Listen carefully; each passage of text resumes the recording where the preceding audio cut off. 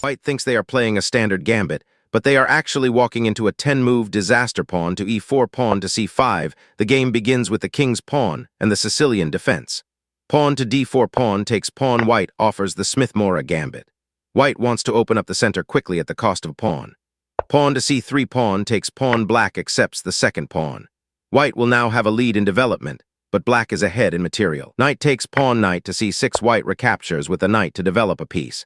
Black brings out the knight to control the center squares. Knight to f3 pawn to e6. White develops the second knight. Black plays the pawn to e6 to prepare for the bishop to move and to stabilize the center.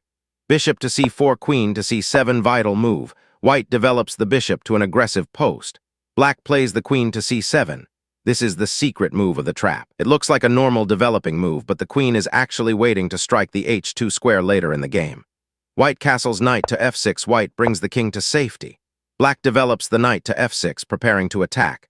Queen to e2, knight to g4, vital move. White moves the queen to help control the center. Black immediately leaps forward with the knight to g4. This looks aggressive, but White thinks it can be easily kicked away. Pawn to h3, knight to d4, vital move. This is the blunder and the trap. White plays pawn to h3 to attack the knight on g4, but Black ignores the threat and plays the stunning knight to d4. This move attacks White's queen and the knight on f3 at the same time. Because the knight on f3 is the only piece defending the king from checkmate, White is in total disaster. If White's knight takes the knight on d4, the defense is gone and Black plays queen to h2 checkmate. If White moves the queen to save it, Black takes the knight on f3 with check, winning the game.